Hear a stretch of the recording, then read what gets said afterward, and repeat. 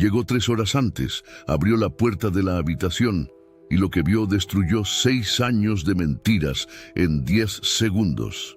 Si esta historia ya te está rompiendo el corazón, llorarás al final. Suscríbete, dale a me gusta y quédate conmigo hasta el último segundo. Te prometo que vale cada minuto. El Mercedes clase S negro blindado atravesó la reja de hierro forjado del Palacio Montfort con un chirrido metálico que normalmente tranquilizaba a Maximiliano después de semanas agotadoras negociando tratados comerciales en la capital. Pero hoy, ese sonido familiar no traía ningún consuelo.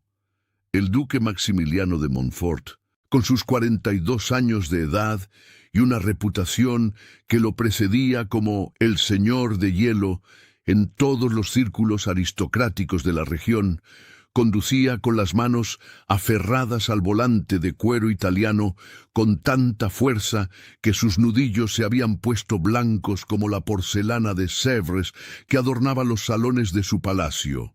El traje Armani de 3 piezas en lana merino negra, ese que había mandado hacer a medida en Milán y que costaba más que el salario anual de 5 de sus empleados, estaba arrugado después de 18 horas de viaje sin descanso. Su cabello oscuro, normalmente peinado hacia atrás con precisión militar, caía desordenado sobre su frente, y la sombra de barba de 3 días le daba un aspecto salvaje que contrastaba brutalmente con su habitual imagen impecable de aristócrata refinado. Pero nada de eso importaba. Lo único que ocupaba su mente era la urgencia de llegar a casa, encerrarse en sus aposentos privados y tratar de borrar de su memoria las últimas 24 horas. La reunión con el Consejo Real había sido un desastre monumental. Los ancianos consejeros, con sus túnicas de terciopelo carmesí y sus miradas de desaprobación apenas disimulada, habían presionado durante horas para que Maximiliano finalmente fijara fecha para su compromiso oficial con la condesa Berenice de Valcourt. «El ducado necesita una duquesa», había insistido el conde regente con voz autoritaria que no admitía réplica. «Han pasado 6 años desde la tragedia. Es momento de seguir adelante, excelencia». Berenice había estado allí, sentada en la primera fila con ese vestido de seda verde esmeralda que abrazaba su figura esbelta y realzaba sus ojos color avellana, sonriendo con esa expresión de triunfo apenas contenido que hacía que algo en el estómago de Maximiliano se retorciera incómodo. El camino de grava crujió bajo las llantas Michelin del Mercedes mientras el vehículo se deslizaba hacia el patio principal del palacio. Ese espacio circular de 200 metros de diámetro, pavimentado con adoquines importados de Bélgica, que formaban diseños geométricos perfectos. Las fuentes de mármol de Carrara, traídas directamente de las canteras italianas hace 3 generaciones, brotaban agua cristalina que brillaba bajo el sol de la tarde como diamantes líquidos. Todo en el Palacio Montfort gritaba riqueza ancestral, poder consolidado durante siglos, refinamiento que solo el dinero antiguo podía comprar. Pero para Maximiliano, ese lugar no era más que una tumba dorada, un mausoleo de recuerdos dolorosos donde cada columna corintia, cada vitral emplomado, cada tapiz flamenco le recordaba lo que había perdido. Detuvo el auto con un frenazo más brusco de lo necesario y salió sin siquiera apagar el motor, dejando que uno de los lacayos se encargara. Sus botas de cuero, Salvatore Ferragamo, resonaron contra las escaleras de mármol rosa, mientras subía los 30 escalones que llevaban a la entrada principal, cada paso martillando en su cerebro como el tic-tac de un reloj que contaba las horas que le quedaban de libertad antes de verse atrapado en un matrimonio sin amor, dictado por la conveniencia política y las expectativas sociales. Las puertas macizas de roble se abrieron automáticamente, operadas por servomecanismos ocultos que hacían que el palacio pareciera moverse por arte de magia, y Maximiliano Atravesó el vestíbulo sin siquiera mirar a los empleados que se inclinaban a su paso, murmurando saludos deferentes que él no registraba.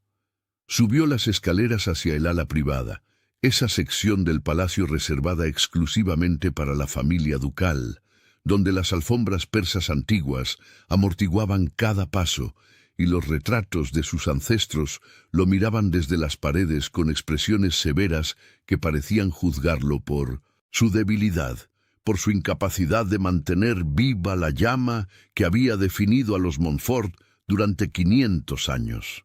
Su mente era un torbellino de pensamientos oscuros.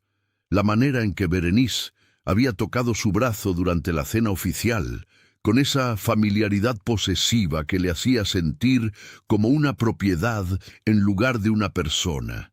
La forma en que los cortesanos lo miraban con una mezcla de lástima y expectación, esperando ver cuándo finalmente se rendiría y aceptaría su destino. El peso aplastante de las responsabilidades que llevaba sobre los hombros y que parecían multiplicarse cada día. Llegó a la puerta de sus aposentos privados, esa entrada de roble tallado a mano con el escudo de armas de los Montfort grabado en oro de 24 quilates, y empujó las puertas con más fuerza de la necesaria, queriendo solo el silencio, la soledad, la posibilidad de quitarse la máscara de aristócrata indiferente que había perfeccionado durante 6 largos años. Pero cuando las puertas se abrieron completamente, Maximiliano sintió que el mundo se detenía, que el tiempo mismo se congelaba en ese instante imposible. Allí, frente a su cama con dosel de 4 postes tallados en nogal negro y cortinas de terciopelo color burdeos, estaba una joven que no debería estar allí. Una muchacha de no más de 23 años, vestida con el uniforme azul marino simple de las criadas del palacio, ese vestido de algodón barato que contrastaba brutalmente con los lujos que la rodeaban, inclinada sobre sus sábanas de lino egipcio de 800 hilos, mientras las doblaba con movimientos que rozaban lo ritual, como si cada pliegue fuera una forma de oración. Pero eso no era lo que había hecho que el corazón de Maximiliano se detuviera en su pecho. No, lo que lo había paralizado, lo que había hecho que el aire abandonara sus pulmones en un jadeo ahogado, era el objeto que la joven sostenía entre sus manos. Un pañuelo de encaje amarillo pálido. Ese tono específico de amarillo mantequilla que solo existía en un lugar en todo el mundo. El pañuelo de Valentina. El maldito, imposible, inexistente pañuelo de Valentina. La escena era tan surrealista que el cerebro de Maximiliano se negó a procesarla durante varios segundos que parecieron eternos. Sus ojos, esos ojos color gris acero que intimidaban a diplomáticos y hacían temblar a subordinados, parpadearon varias veces como si al hacerlo la visión pudiera desvanecerse y revelar que todo había sido producto de su imaginación agotada. Pero no, la joven seguía allí, real y tangible, y el pañuelo amarillo brillaba bajo la luz dorada del atardecer que entraba por los ventanales de vidrio emplomado, como si estuviera iluminado desde dentro por alguna fuente de luz sobrenatural. La muchacha cantaba. Dios santo, estaba cantando. Una melodía que Maximiliano no había escuchado en 6 años, 3 meses y 16 días. La canción de cuna que Valentina solía tararear mientras paseaba por los jardines del palacio con su vientre hinchado de embarazo. Esa melodía dulce y melancólica que había sido compuesta por su abuela napolitana y que solo ellos dos conocían. Dormí, dormí, bel bambín. Las palabras en italiano flotaban en el aire como fantasmas audibles, y Maximiliano sintió que las piernas casi le fallaban, que tenía que apoyarse contra el marco de la puerta de roble para no desplomarse. La joven manejaba el pañuelo con una reverencia que rozaba lo devocional. Sus dedos, callosos por el trabajo pero sorprendentemente delicados en sus movimientos, trazaban los patrones de encaje como si estuviera leyendo braille, como si cada nudo y cada vuelta del tejido le contara una historia que solo ella podía escuchar. Doblaba las sábanas con el pañuelo amarillo descansando sobre su hombro, y de vez en cuando lo levantaba para presionarlo contra su mejilla con una ternura que hizo que algo dentro del pecho de Maximiliano, algo que había mantenido congelado durante años, comenzara a agrietarse dolorosamente. El uniforme de la muchacha estaba impecable a pesar de ser claramente de segunda mano, lavado tantas veces que el azul marino original se había descolorido a un tono más suave. Sus zapatos eran negros y prácticos, con las suelas gastadas pero el cuero pulido hasta brillar. Llevaba el cabello de un castaño cálido que capturaba los rayos del sol como si fuera bronce líquido, recogido en un moño simple en la nuca, sin un solo mechón fuera de lugar. No llevaba maquillaje, y sus manos mostraban las marcas del trabajo duro, pequeñas cicatrices, uñas cortas y limpias, la piel ligeramente enrojecida en los nudillos. Todo en ella hablaba de humildad, de trabajo honesto, de una vida vivida lejos de los salones dorados de la aristocracia.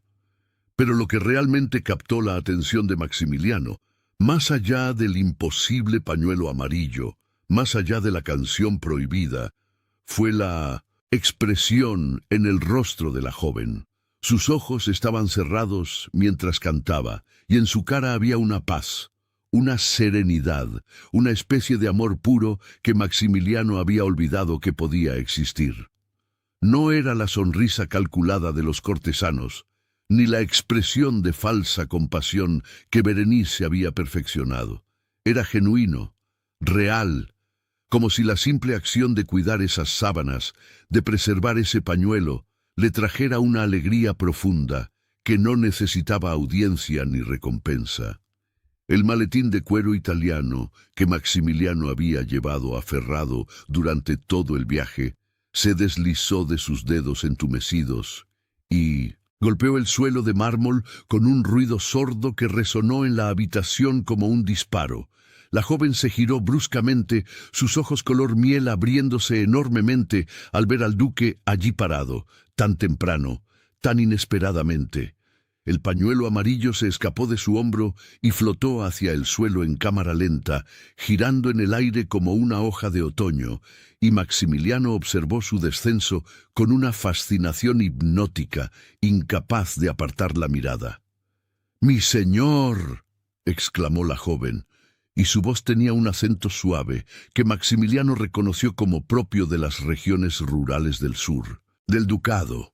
Esos pueblos pequeños, donde la gente todavía vivía de la agricultura y donde las tradiciones antiguas se mantenían vivas.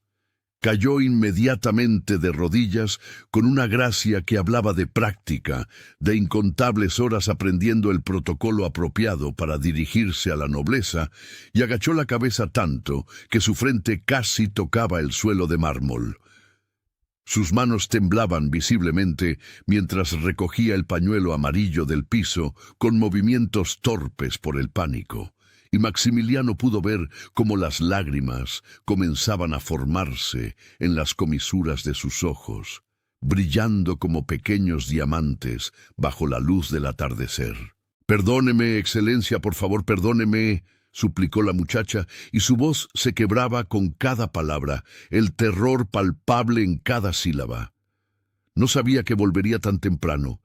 El mayordomo dijo que no llegaría hasta mañana y las sábanas necesitaban ser cambiadas y yo pensé, Dios mío, pensé que tendría tiempo de terminar antes de que usted...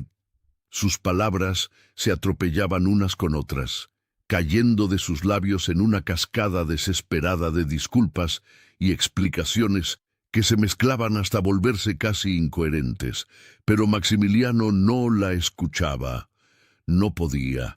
Todo su ser, toda su atención estaba concentrada en ese pedazo de tela amarilla que la joven sostenía ahora contra su pecho, como si estuviera tratando de protegerlo, o tal vez de protegerse ella misma con él. Sus ojos grises se fijaron en el pañuelo con una intensidad que era casi física, como si pudiera atravesar la tela y ver dentro de ella todos los recuerdos que había intentado enterrar durante 6 años interminables. «¿Dónde conseguiste eso?», preguntó Maximiliano, y su propia voz le sonó extraña, ronca, como si no la hubiera usado en meses. Las palabras salieron más bruscas de lo que pretendía, cargadas de una emoción que no sabía cómo nombrar, una mezcla de shock, confusión y algo más profundo y más doloroso que no quería examinar demasiado de cerca. Señaló el pañuelo con un dedo que temblaba ligeramente y se dio cuenta con horror de que sus propias manos estaban sacudiéndose, de que todo su cuerpo vibraba con una tensión que amenazaba con hacerlo estallar. La joven levantó la vista por un instante, solo un segundo fugaz en el que sus ojos color miel se encontraron con los ojos grises de Maximiliano, y en esa fracción de tiempo él vio miedo, sí, pero también algo más: determinación, bondad y una tristeza profunda que no tenía sentido en alguien tan joven. «La pequeña Isabela me lo dio, mi señor», susurró ella, y su voz era tan baja que Maximiliano tuvo que inclinarse hacia adelante para escucharla. «Es su tesoro más preciado, lo único que le queda de su madre». El nombre cayó en el silencio de la habitación como una bomba. Isabela, su hija, su pequeña Isabela de 6 años, a quien apenas veía, a quien Berenice le había dicho que era mejor no molestar demasiado porque estaba delicada de salud, porque demasiada emoción podía enfermarla, porque los niños necesitaban rutina y estabilidad, y no la presencia errática de un padre que no sabía cómo tratar con ellos. Isabela, quien según Berenice apenas hablaba, quien se ponía nerviosa en presencia de adultos, quien prefería estar sola en el ala oeste del palacio, donde el sol de la mañana entraba por las ventanas de vidrio emplomado y creaba arcoíris sobre el suelo de mármol. Maximiliano sintió que el mundo se inclinaba peligrosamente bajo sus pies, como si el suelo de mármol de su habitación se hubiera convertido en la cubierta de un barco sacudido por una tormenta. «¿Mi hija te dio eso?», repitió, y esta vez su voz se quebró en la última palabra, rompiéndose como cristal delicado contra piedra. Un nudo se formó en su garganta, apretándose con cada segundo que pasaba, y sintió las lágrimas quemándole los ojos por primera vez en 6 años, 3 meses y 16 días. Desde el funeral, desde ese día gris y lluvioso, cuando habían bajado el ataúd de caoba de Valentina a la tierra fría, y él había jurado que nunca más volvería a llorar, que nunca más permitiría que el dolor lo quebrara. La joven asintió lentamente, todavía de rodillas, todavía temblando, y Maximiliano vio cómo las lágrimas finalmente se desbordaban de sus ojos y rodaban por sus mejillas como pequeños ríos de plata. «Sí, mi señor», confirmó ella con voz apenas audible. «He estado cuidando de la pequeña Isabela por las noches. Las otras criadas me dijeron que no debía, que estaba prohibido acercarse al ala oeste sin permiso de la condesa Berenice, pero yo escuchaba llorar a la niña y no podía simplemente ignorarlo». Su voz ganó fuerza mientras hablaba, como si al confesar su transgresión sintiera que ya no tenía nada que perder. «Lloraba todas las noches, mi señor. Sollozaba tan fuerte que podía escucharla desde el otro lado del palacio. Y cuando finalmente reuní el valor para desobedecer y entrar a verla, la encontré». La mente de Maximiliano voló hacia atrás en el tiempo, como si alguien hubiera presionado un botón en su cerebro y todas las defensas que había construido cuidadosamente durante años se desmoronaran en un instante. De repente, no estaba en su habitación mirando a una criada desconocida, sino 7 años atrás, en esos jardines del palacio que solían brillar con vida y color, caminando de la mano con Valentina, mientras ella acariciaba su vientre hinchado de 8 meses de embarazo con una ternura que lo hacía sentir que el mundo era un lugar seguro y hermoso.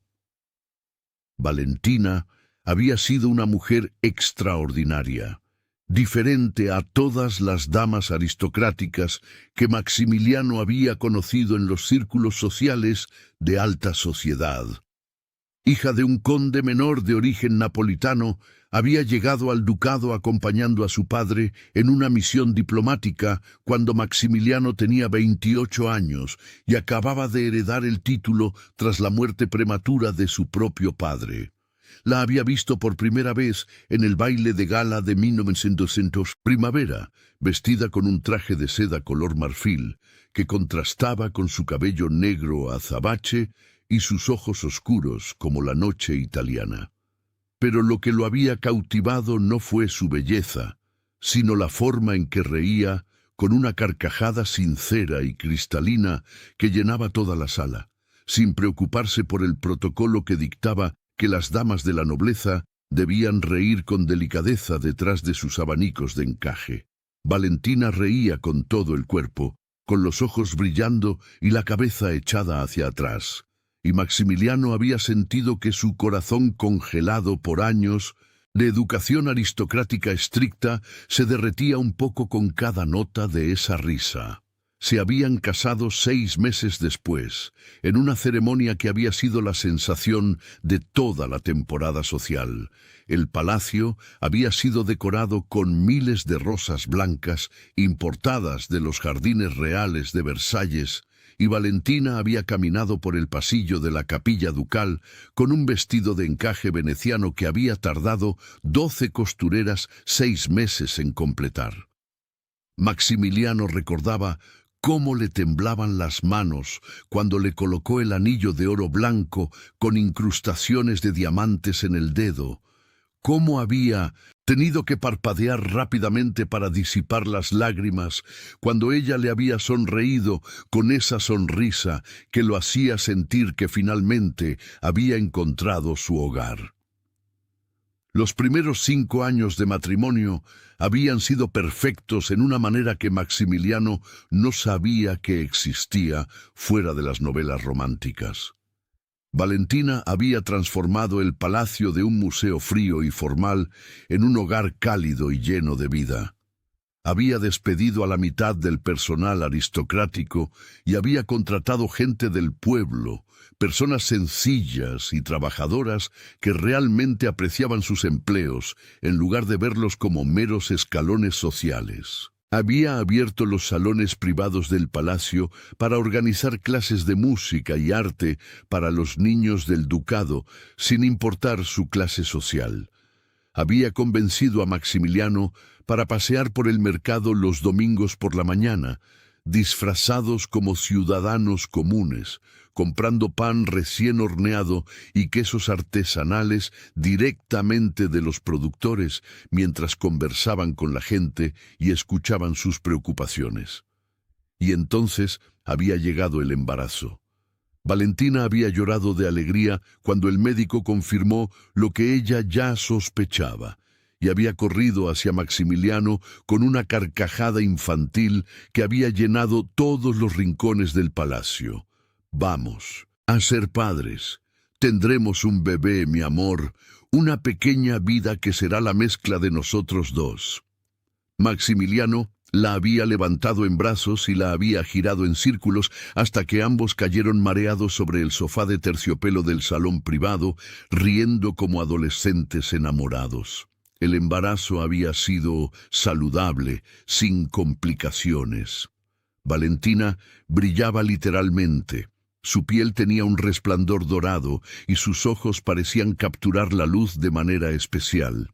Maximiliano se había vuelto casi obsesivamente protector, insistiendo en que contratara a los mejores médicos de toda Europa, que comiera solo los alimentos más nutritivos, que descansara suficiente. Pero Valentina se había reído de sus preocupaciones.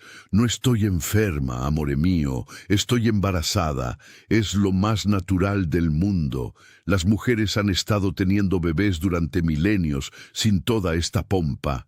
Pero le había seguido la corriente, complacida por su dedicación, tocando su mejilla con ternura cada vez que él reorganizaba las almohadas detrás de su espalda por 10ª vez en una hora.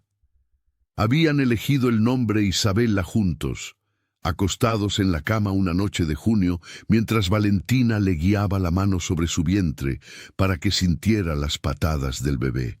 «Será fuerte», había dicho Valentina con convicción. «Puedo sentirlo. Nuestra hija será valiente, compasiva e inquebrantable». Y había sacado ese pañuelo amarillo, el que su abuela le había bordado a mano en Nápoles, y lo había colocado sobre su vientre con reverencia. «Este será para ella. Cuando nazca, la envolveremos en él para que sepa desde el primer momento que es amada». Pero entonces todo se había derrumbado en una sola noche de horror. El trabajo de parto había comenzado 2 semanas antes de lo esperado, en medio de una tormenta que había sacudido el palacio como si los dioses estuvieran furiosos. Los médicos habían trabajado durante 18 horas, sus rostros cada vez más sombríos, mientras las complicaciones se multiplicaban. Maximiliano había paseado por los pasillos del palacio como un alma en pena, escuchando los gritos de Valentina atravesar las paredes y sintiendo que cada uno de esos gritos le arrancaba un pedazo de su propia alma. Cuando finalmente lo habían llamado, cuando había entrado a la habitación y había visto la cantidad imposible de sangre empapando las sábanas, había sabido que su vida nunca volvería a ser la misma. «Es una niña», había susurrado Valentina con su último aliento, sosteniendo el pequeño bulto, envuelto en el pañuelo amarillo contra su pecho. «Cuídala, Maximiliano, cuídala como me has cuidado a mí. No dejes que el mundo la endurezca, no dejes...» Pero no había podido terminar la frase. Sus ojos se habían cerrado suavemente, como si simplemente se hubiera quedado dormida, y ninguna cantidad de súplicas o gritos de Maximiliano la había traído de vuelta. El funeral había sido el evento social del año en los peores términos posibles. Nobles de toda Europa habían llegado para presentar sus condolencias, todos vestidos de negro impecable y con expresiones de falsa compasión que hacían que Maximiliano quisiera gritar. La pequeña Isabella, con solo 3 días de vida, había sido llevada por las nodrizas al ala oeste del palacio, ese lugar que Valentina había diseñado como la guardería perfecta, con paredes pintadas con frescos de jardines italianos y ventanas que capturaban el sol de la mañana. Maximiliano no había podido ni mirarla durante semanas. Cada vez que veía a ese pequeño bebé con sus ojos oscuros, que eran exactamente los ojos de Valentina, sentía que el dolor lo ahogaría. Las enfermeras le traían informes: «La niña está sana, la niña ha aumentado de peso, la niña está durmiendo bien». Pero para Maximiliano eran solo palabras vacías que resonaban en el vacío que Valentina había dejado. Y entonces había llegado Berenice de Valcourt, una prima lejana de Valentina por el lado materno. Berenice había aparecido en el funeral vestida con un traje negro de seda que probablemente costaba más que el salario anual de un trabajador promedio, con sus ojos color avellana llenos de lágrimas que parecían genuinas, y una expresión de dolor compartido que había hecho que Maximiliano bajara sus defensas por un momento fatal. «Éramos como hermanas», había dicho Berenice con voz quebrada, sosteniendo las manos de Maximiliano entre las suyas.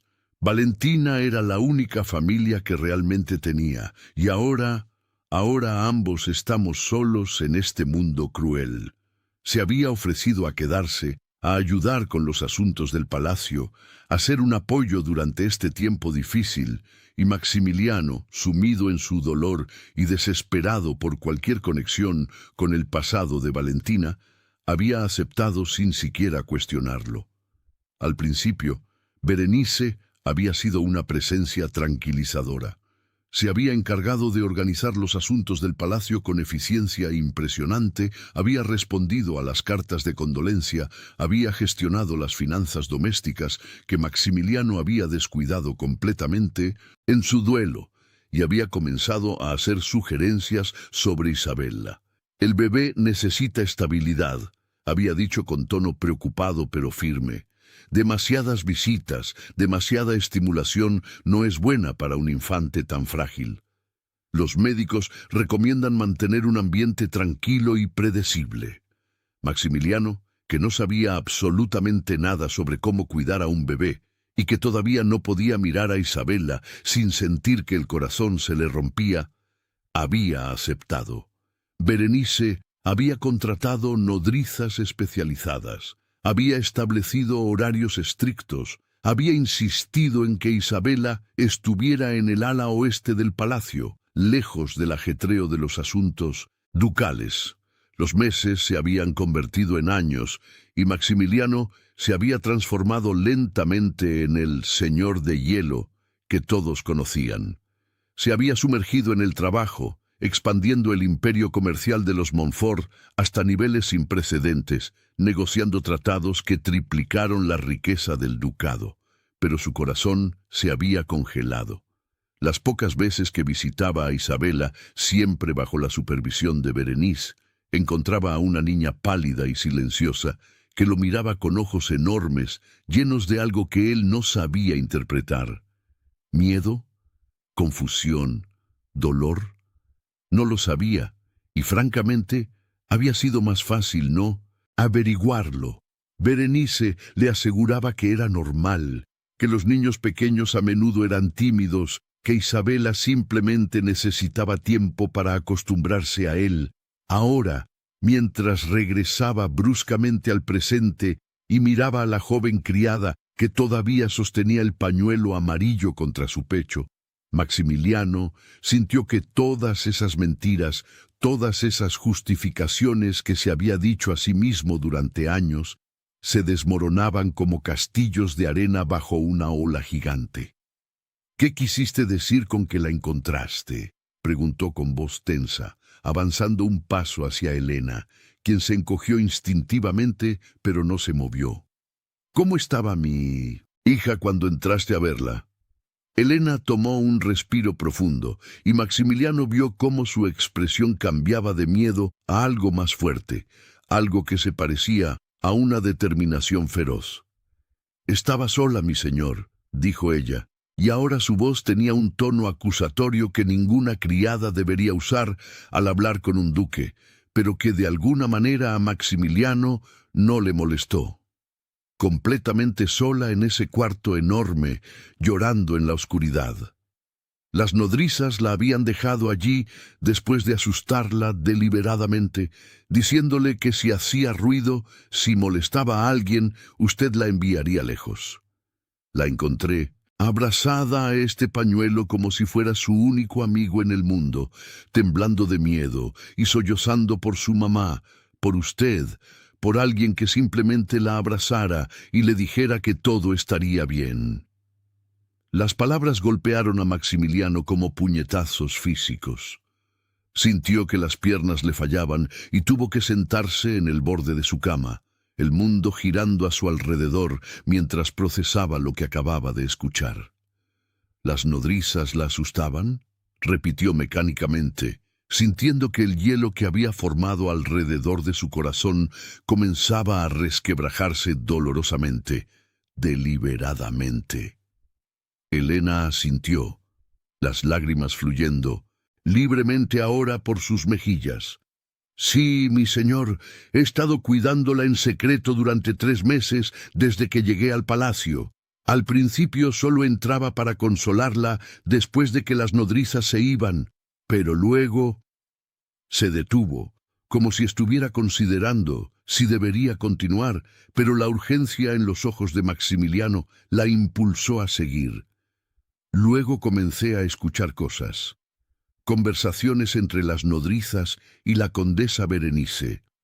Órdenes específicas de mantener a Isabela asustada, sola, convencida de que usted no la quería, de que si se acercaba a usted sería castigada. La condesa dijo que era necesario para que usted aceptara una nueva madre para la niña, alguien que pudiera salvar a Isabela de su soledad. La revelación cayó como plomo derretido en el estómago de Maximiliano. Durante varios segundos no pudo respirar, no pudo moverse, no pudo hacer nada excepto quedarse allí sentado mientras su mente procesaba la magnitud de la traición. Berenice, la mujer en quien había confiado, la mujer a quien había permitido entrar en su vida, en su hogar, en la vida de su hija. Había estado orquestando todo, manipulándolo sistemáticamente, usando el dolor de una niña inocente como herramienta para conseguir lo que quería. ¿Por qué no me lo dijiste antes?, preguntó Maximiliano con voz ahogada, y luego se dio cuenta de lo absurda que era la pregunta. Por supuesto que ella no le había dicho. Era una criada de origen humilde, sin poder, sin influencia, y él era el duque, el señor de hielo, el hombre que todo el palacio sabía que había ordenado que no se le molestara con asuntos triviales. ¿Por qué habría creído la palabra de una simple empleada sobre la palabra de una condesa de alta cuna? Como si hubiera leído sus pensamientos, Helena respondió, con una voz que temblaba pero que no se rompía. Traté de decírselo, mi señor. Hace 2 meses, cuando usted regresó de su viaje a la capital, esperé durante horas fuera de su despacho, reuniendo el valor para hablarle. Pero la condesa Berenice me vio y me advirtió que si difundía mentiras maliciosas sobre ella, me haría despedir y me aseguraría de que nunca encontrara trabajo en ningún otro lugar. Dijo que nadie creería la palabra de una campesina sin educación sobre la de una condesa respetada. Y tenía razón, ¿verdad? Hasta este momento, hasta que me descubrió con el pañuelo, usted no tenía idea de nada de esto. Maximiliano cerró los ojos con fuerza, sintiendo que las lágrimas finalmente se desbordaban, rodando por sus mejillas como ríos calientes que quemaban su piel. 6 años. Había desperdiciado 6 años de la vida de su hija, 6 años en los que había permitido que creciera asustada, sola, convencida de que su propio padre no la quería. Todo por el dolor, por la cobardía, por la maldita facilidad de enterrar la cabeza en el trabajo y pretender que todo estaba bien, mientras otros se encargaban de lo que él no podía enfrentar. «Quiero ver a mi hija», dijo de repente, poniéndose de pie con una determinación que no había sentido en años. «Ahora, llévame con Isabela». No era una solicitud, era una orden. Y Helena respondió inmediatamente, poniéndose de pie y asintiendo con firmeza, el pañuelo amarillo todavía apretado en su mano como si fuera un talismán sagrado. Durante los siguientes 3 días, Maximiliano se dedicó a observar. Berenice estaba en la capital asistiendo a una serie de eventos sociales, lo que le dio la oportunidad perfecta para ver la verdad sin interferencias. Siguió a Helena en sus rutinas nocturnas, escondiéndose en las sombras de los pasillos como un espía en su propio hogar, y lo que presenció lo llenó de una furia fría y calculada que era mucho más peligrosa que cualquier explosión de temperamento. Vio cómo Isabela, su pequeña Isabela de 6 años, se transformaba en presencia de Helena, la niña que él conocía, esa criatura pálida y silenciosa que parecía encogerse sobre sí misma, simplemente no existía cuando Helena entraba al cuarto. En su lugar había una niña vivaz, curiosa, que reía con una carcajada cristalina que era exactamente la risa de Valentina. Isabela abrazaba a Helena con una confianza total, Le contaba historias sobre los pájaros que veía desde su ventana. Le hacía preguntas sobre el mundo exterior con una curiosidad insaciable que hacía que el corazón de Maximiliano se partiera y se reparara al mismo tiempo. «Elena, ¿crees que algún día papá querrá conocerme de verdad?», preguntó Isabela una noche mientras Elena le cepillaba el cabello, y Maximiliano, escondido detrás de un biombo en el rincón del cuarto, sintió que un cuchillo le atravesaba el pecho. «No sé cómo hacer que me quiera. He tratado de ser buena, de no llorar cuando las nodrizas me asustan, de sonreír cuando él viene a visitarme, aunque estoy temblando por dentro. Pero él siempre se ve tan triste cuando me mira, como si yo le recordara algo doloroso».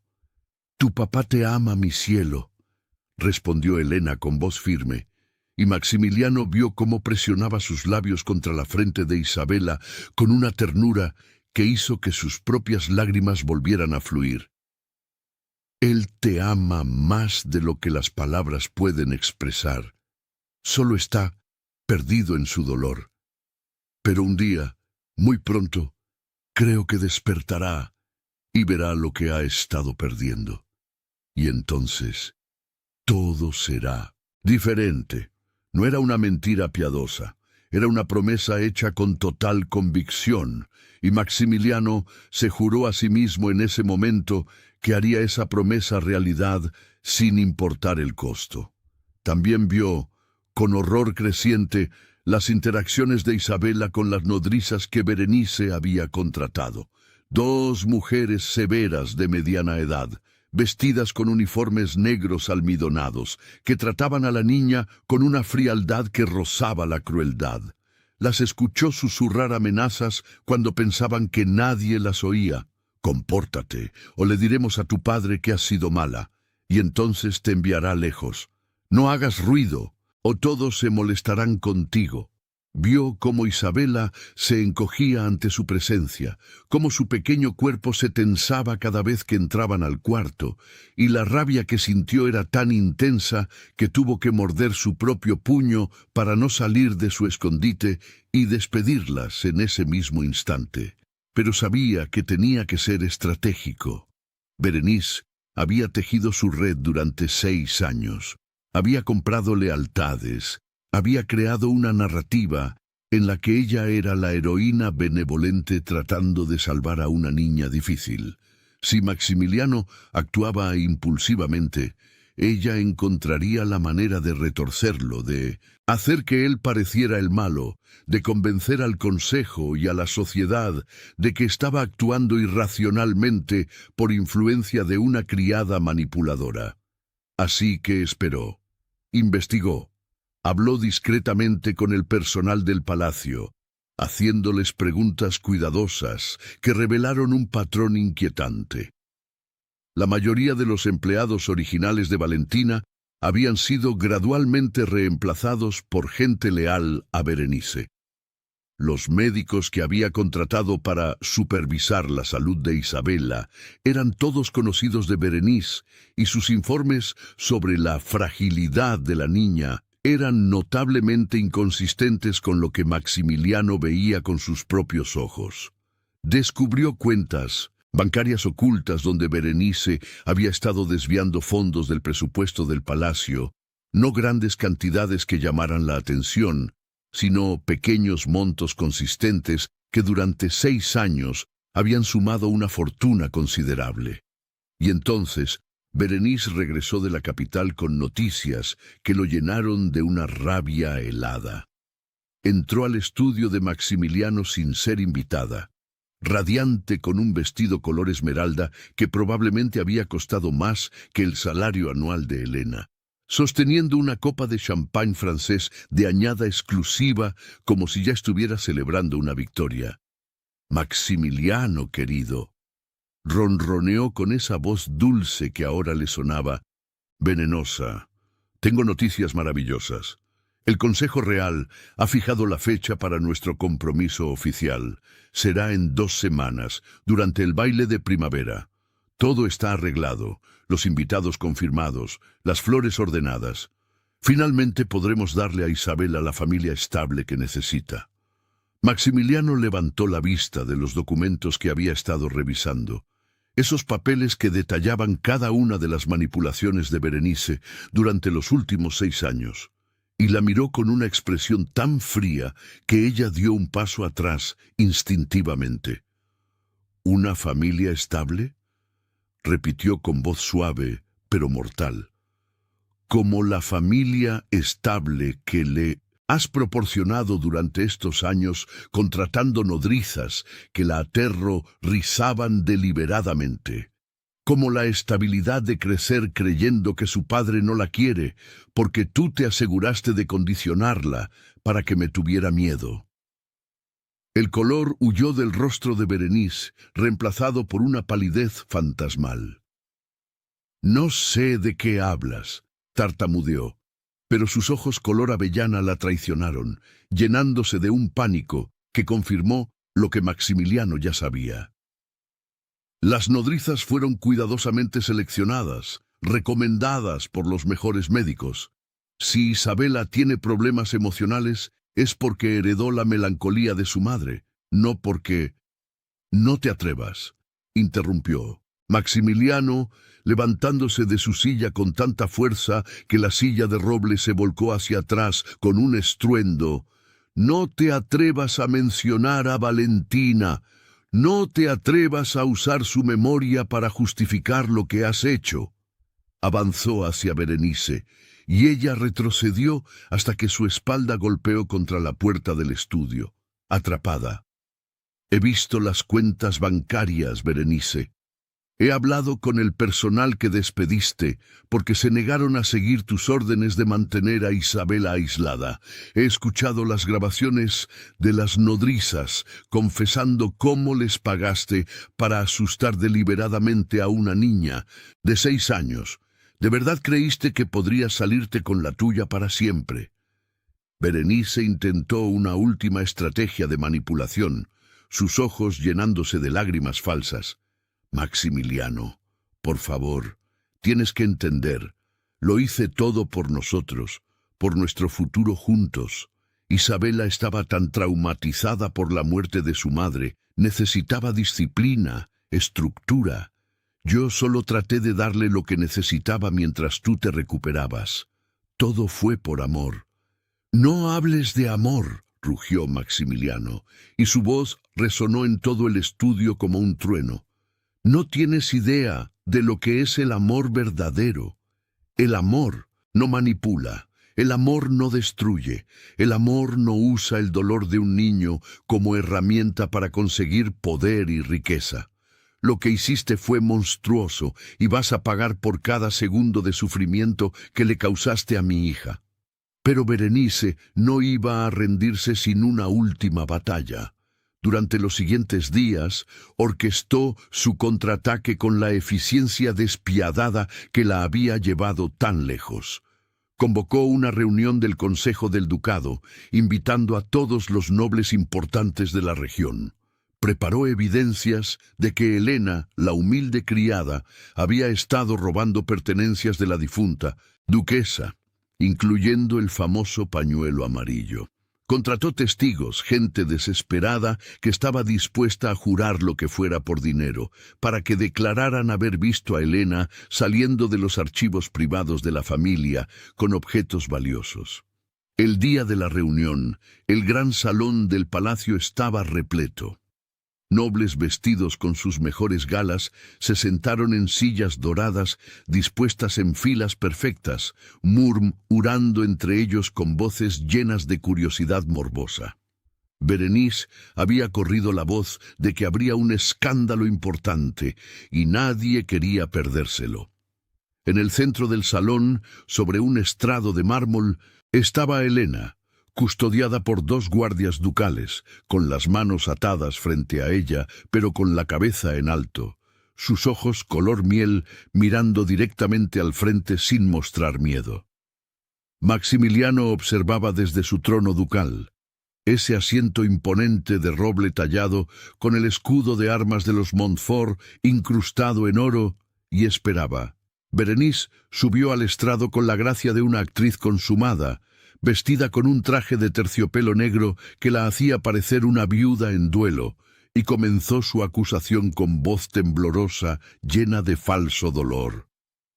«Nobles señores y señoras», comenzó, llevándose una mano al pecho en gesto dramático, «me rompe el corazón tener que estar aquí, exponiendo una traición tan horrible. Esta joven, a quien acogimos con bondad en nuestro hogar, ha estado robando sistemáticamente las pertenencias más preciadas de nuestra difunta duquesa Valentina. El pañuelo amarillo que ella ha sido vista portando no es suyo, fue robado de los archivos privados de la familia. Tengo testigos que la vieron». «¡Basta!». La voz clara y aguda de una niña cortó el aire del salón como un cuchillo afilado, y todos los ojos se volvieron hacia las puertas del salón donde Isabela acababa de entrar. La pequeña niña de 6 años caminaba con pasos firmes, vestida con un simple vestido blanco de algodón que contrastaba con la opulencia que la rodeaba, sosteniendo algo en sus manos que brillaba bajo la luz de las enormes lámparas de cristal que colgaban del techo. Era una caja de música, antigua y ornamentada, con incrustaciones de nácar que formaban diseños florales. «¡Isabela!», gritó Berenice, y por primera vez su máscara de compostura se resquebrajó, el pánico evidente en su voz. «Vuelve a tu habitación inmediatamente, los adultos están...». «No», respondió Isabela con una fuerza que hizo que Maximiliano sintiera que su corazón se expandía de orgullo en su pecho. «No me voy a callar más. Me has hecho callar durante 6 años, asustándome, haciéndome creer mentiras.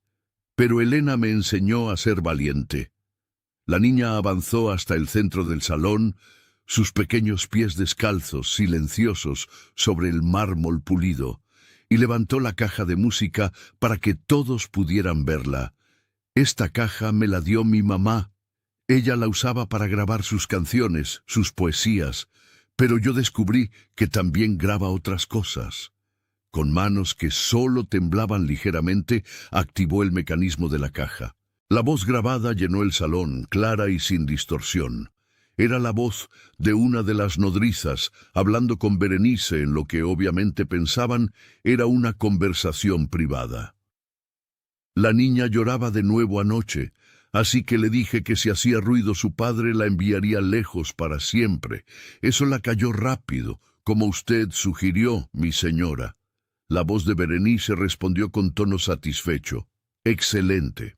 Mientras más asocia a su padre con miedo y rechazo, más fácil será convencer a Maximiliano de que necesita una nueva madre que pueda rescatar a la pobre niña traumatizada. Asegúrate de que los médicos ajusten sus informes para reflejar un deterioro emocional progresivo». El silencio que siguió era tan absoluto que se podía escuchar el latido de cada corazón en el salón. Los nobles se miraban entre sí con expresiones de shock y disgusto creciente. La grabación continuó, revelando conversación tras conversación, evidencia tras evidencia de la manipulación sistemática, las mentiras elaboradas, los sobornos, todo dicho en la propia voz de Berenice, imposible de negar. Berenice había palidecido hasta un tono ceniciento, sus labios temblando mientras trataba de formular alguna explicación, alguna justificación. Eso fue sacado de contexto», balbuceó. «Yo solo estaba tratando de proteger a Isabela, de darle la disciplina que...». Pero sus palabras sonaban huecas incluso para ella misma, y la expresión en los rostros de los nobles lo decía todo. La había perdido todo en un instante. Acto 4. Justicia y redención. Maximiliano se levantó de su trono con movimientos lentos y deliberados, cada paso resonando en el salón silencioso mientras descendía los escalones de mármol y caminaba hacia Berenice. Su voz, cuando finalmente habló, era del mismo tono que sus ancestros habían usado durante generaciones para pronunciar sentencias, fría y absoluta como el acero templado. «Berenice de Valcourt, pronunció cada palabra con precisión quirúrgica. Por tus crímenes de manipulación, malversación de fondos ducales, maltrato infantil y traición a la confianza de esta familia. Te despojo de todos los títulos y privilegios asociados con esta casa. Tienes 24 horas para abandonar el ducado. Todos tus bienes en estas tierras serán confiscados y usados para establecer un fondo educativo en nombre de Valentina. Si alguna vez regresas a estas tierras, serás arrestada inmediatamente y procesada bajo el máximo rigor de la ley.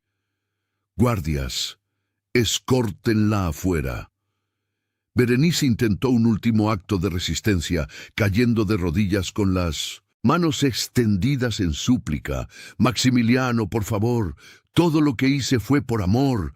Me amabas, lo sé, solo estabas confundido por el dolor. Podemos empezar de nuevo, puedo cambiar, puedo ser mejor.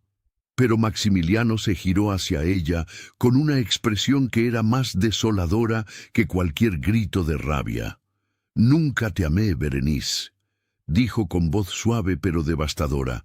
Confundiste mi dolor y mi vulnerabilidad con afecto.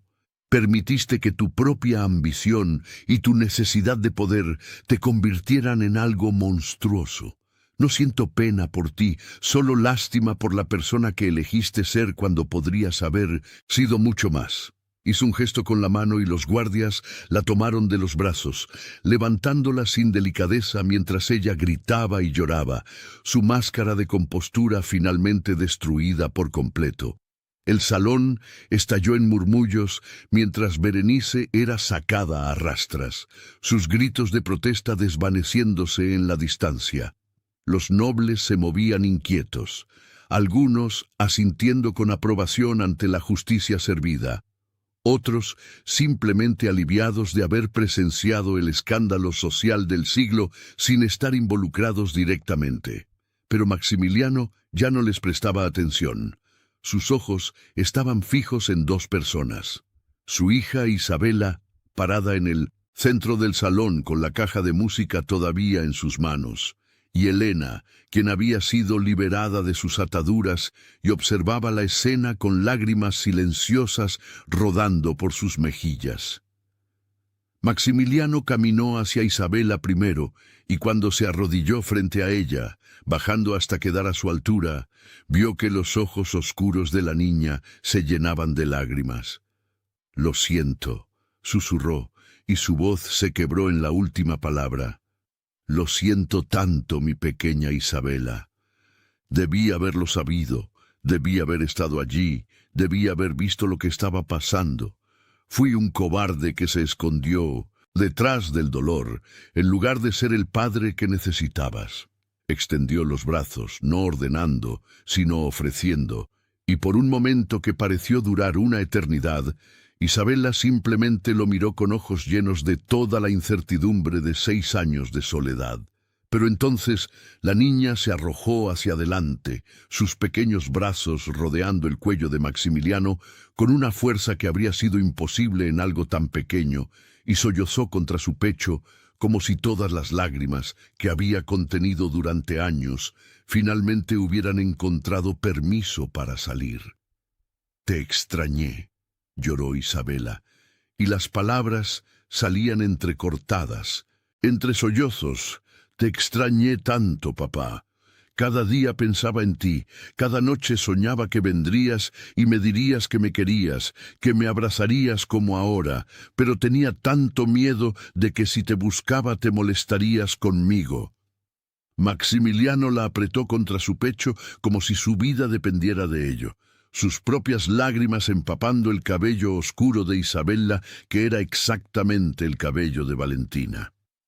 «Nunca», dijo con voz ronca y rota, «nunca, mi amor, mi cielo, mi pequeña guerrera valiente. Te amo más de lo que las palabras pueden expresar. Eres lo más precioso que tengo en este mundo, y pasaré el resto de mi vida compensándote por todo el tiempo que perdimos. Besó su frente, sus mejillas, presionando pequeños besos por todo su rostro, como si pudiera borrar cada lágrima, cada momento de dolor que había sufrido. Cuando finalmente se levantó, todavía sosteniendo a Isabela en sus brazos, se giró hacia Elena, quien observaba la escena con una sonrisa que era tan hermosa que hacía que su rostro brillara como si estuviera iluminado desde dentro. Los nobles del salón habían comenzado a dispersarse, murmurando entre ellos sobre el escándalo, pero Maximiliano no les prestaba atención. Caminó hacia Elena con pasos lentos, consciente de que cada mirada en el salón estaba sobre ellos, consciente de que lo que estaba a punto de hacer causaría otro tipo de escándalo completamente diferente. «Elena Márquez», dijo, y su voz resonó en el salón que ahora estaba casi vacío, excepto por algunos nobles curiosos que se habían quedado. Durante 3 meses, sin pedir nada a cambio, sin esperar reconocimiento, sin siquiera pensar en tu propia seguridad, cuidaste de mi hija cuando yo estaba demasiado ciego y cobarde para hacerlo. Le diste amor cuando yo le di distancia. Le diste esperanza cuando yo le di dolor. Le diste una madre cuando yo le negué un padre. Se arrodilló frente a ella, Isabela todavía en un brazo, y con la mano libre sacó del bolsillo de su chaleco un anillo que brillaba bajo la luz del salón. Era un anillo simple comparado con las joyas ostentosas de la alta sociedad, pero era perfecto. Una banda de oro blanco con un topacio amarillo del mismo tono exacto que el pañuelo de Valentina, rodeado de pequeños diamantes que capturaban la luz y la devolvían en destellos dorados.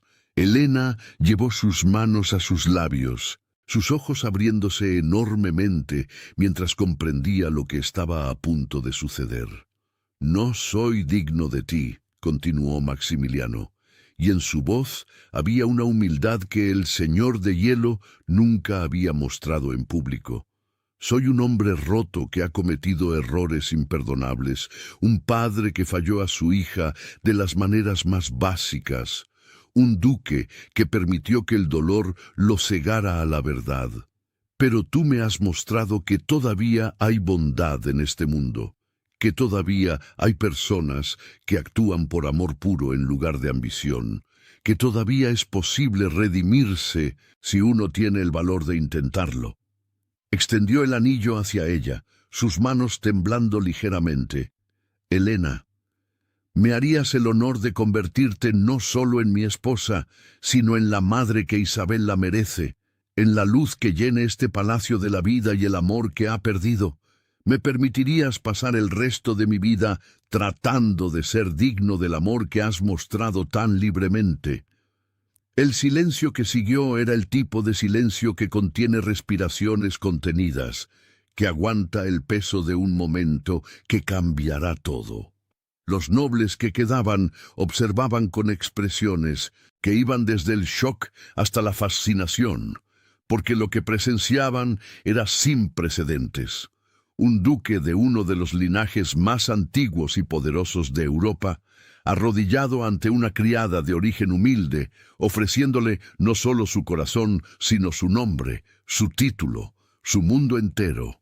Elena dejó que sus lágrimas fluyeran libremente mientras caía de rodillas frente a Maximiliano, tomando el rostro del duque entre sus manos con una ternura que hizo que Isabela sonriera por primera vez en años.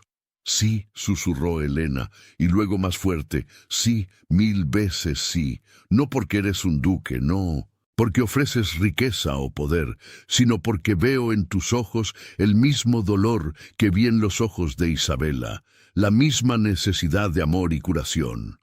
Porque creo que todos merecemos una segunda oportunidad, incluso aquellos que han perdido el camino». Tomó el anillo y se lo deslizó en el dedo con manos temblorosas, y porque amo a tu hija como si fuera mía propia, y porque creo con todo mi corazón que juntos podemos construir la familia que todos necesitamos. Maximiliano la besó entonces, un beso suave y reverente que sabía a lágrimas saladas y esperanza dulce. Isabella, atrapada entre ellos, rió con esa carcajada cristalina que era el sonido más hermoso que Maximiliano había escuchado desde que Valentina murió. Los nobles que quedaban comenzaron a aplaudir, algunos movidos genuinamente por la emoción del momento, otros simplemente siguiendo el protocolo social, pero a Maximiliano no le importaba. Su mundo entero estaba contenido en ese abrazo, en esas dos personas que habían llegado a significar todo para él. Las semanas siguientes fueron un torbellino de actividad y cambio. El palacio, que había sido un mausoleo de tristeza, se transformó bajo el toque de Helena. Ella despidió y todas las nodrizas crueles, reemplazándolas con personal cuidadosamente seleccionado que trataba a Isabella con genuino afecto. Abrió las cortinas que habían permanecido cerradas durante años, dejando que la luz del sol inundara cada rincón del palacio. Organizó clases de música para Isabella, descubriendo que la niña había heredado el talento musical de su madre. Más importante aún, se aseguró de que Maximiliano pasara tiempo real con su hija. No visitas formales y breves, sino tardes enteras en las que simplemente jugaban juntos en los jardines, leían libros bajo los árboles o hablaban sobre todo y nada. Maximiliano redescubrió la alegría de ser padre, la maravilla de ver a Isabella florecer como una flor que finalmente recibe agua y luz solar después de años de descuido. Aprendió que su hija era brillante, con una mente curiosa que absorbía conocimiento como una esponja. Aprendió que era valiente, que el acto de grabar las conversaciones de Berenice y exponerla públicamente había requerido un coraje que muchos adultos no poseerían. Aprendió que era compasiva, preocupándose por los sentimientos de otros incluso cuando había sido lastimada tan profundamente. La boda fue planificada para 2 meses después, tiempo suficiente para que la historia de amor entre el duque y la criada se esparciera por toda Europa, capturando la imaginación del público que amaba las historias donde el amor triunfa sobre las barreras de clase. El día de la ceremonia, el palacio estaba decorado con miles de flores amarillas, desde rosas hasta tulipanes, girasoles y lirios, todos en ese tono específico de amarillo que honraba el pañuelo que había cambiado todo. Helena caminó por el pasillo de la capilla ducal con un vestido que ella misma había diseñado, simple comparado con los trajes de alta costura de la nobleza, pero infinitamente más hermoso por su elegancia sin pretensiones. Lino blanco bordado con hilo de oro, formando patrones florales, una cintura ajustada que realzaba su figura naturalmente esbelta, y un velo de encaje hecho a mano por las ancianas del pueblo donde había crecido, cada puntada una bendición cosida con amor. Llevaba en su mano el pañuelo amarillo de Valentina, no como algo robado, sino como el símbolo de conexión que era, un puente entre el pasado y el futuro, entre el amor perdido y el amor encontrado. Isabella caminaba delante de ella como dama de honor, esparciendo pétalos amarillos con una sonrisa tan brillante que iluminaba toda la capilla. Y cuando Helena finalmente llegó al altar donde Maximiliano esperaba, vestido con un traje negro simple, sin las condecoraciones ostentosas que normalmente usaba para eventos oficiales, los ojos de ambos estaban llenos de lágrimas de alegría pura. El sacerdote pronunció las palabras tradicionales, pero Maximiliano apenas las escuchaba. Todo lo que podía ver era Helena. Todo lo que podía sentir era la calidez de su mano en la suya. Todo lo que sabía era que finalmente, después de 6 años de vivir en una prisión de hielo de su propia creación, había encontrado el camino de regreso a la vida, al amor, a la esperanza. Cuando le preguntaron si tomaba a Helena como su esposa, su sí resonó con tal convicción que Isabella aplaudió espontáneamente, haciendo que toda la congregación se riera con afecto. Y cuando finalmente se besaron como marido y mujer, sellando sus votos frente a Dios y los hombres, Maximiliano podría jurar que sintió la presencia de Valentina allí con ellos, no como un fantasma triste, sino como una bendición cálida, como si ella misma estuviera sonriendo al ver que su esposo y su hija finalmente habían encontrado la paz y el amor que merecían. Los años que siguieron fueron los más felices que el ducado había visto en generaciones. Helena se convirtió en la duquesa más amada en la historia de los Montfort, conocida no por su linaje, sino por su corazón. Estableció escuelas gratuitas para los niños del ducado sin importar su clase social. Creó fondos para ayudar a familias en dificultades. Organizó festivales donde nobles y ciudadanos comunes se mezclaban como iguales. Y más importante aún, llenó el palacio con risas, música y el amor incondicional que transformaba todo lo que tocaba. Isabela creció bajo el cuidado de Helena y el amor redescubierto de su padre, convirtiéndose en una joven notable que combinaba la inteligencia de Valentina con la compasión de Helena y la determinación de Maximiliano. A los 18 años, estableció su propia fundación dedicada a ayudar a niños que habían perdido padres, asegurándose de que ningún niño tuviera que sentir la soledad que ella había experimentado. Maximiliano nunca olvidó las lecciones que había aprendido de la manera más dolorosa. Cada año, en el aniversario de la muerte de Valentina, él, Helena e Isabela visitaban su tumba juntos, colocando flores amarillas y contando historias sobre ella, manteniendo viva su memoria, no como algo doloroso, sino como algo precioso que había conectado sus vidas de maneras que nunca podrían haber imaginado. El pañuelo amarillo de Valentina encontró su lugar en un relicario de cristal en el cuarto de Isabela, cuidadosamente preservado. Un recordatorio constante de que el amor verdadero nunca muere, solo espera ser honrado por aquellos con corazones lo suficientemente grandes para mantenerlo vivo. Y en noches tranquilas, cuando la luna brillaba sobre el palacio y todo estaba en paz, Helena a veces sacaba el pañuelo y lo sostenía contra su pecho, sintiendo la conexión con una mujer que nunca conoció, pero que había hecho posible su familia, su amor, su vida. Y Maximiliano, observando a su esposa y su hija juntas, sus dos amores más grandes, finalmente comprendió la verdad más profunda de todas, que el verdadero valor de una persona no se mide por su linaje, su riqueza o su poder, sino por la pureza de su corazón y la fuerza de su compasión. Que el hielo más frío puede derretirse bajo la calidez del amor genuino, y que a veces las personas más humildes son las que poseen las riquezas más grandes de todas. El Palacio Montfort, que una vez había sido conocido como la fortaleza del Señor de Hielo, se convirtió en un faro de esperanza y amor para toda la región. Un lugar donde las risas de los niños resonaban en los pasillos de mármol, donde la música llenaba los salones que habían estado silenciosos durante demasiado tiempo, y donde una familia, reconstruida de las cenizas del dolor, demostraba cada día que el amor verdadero siempre encuentra el camino para prevalecer.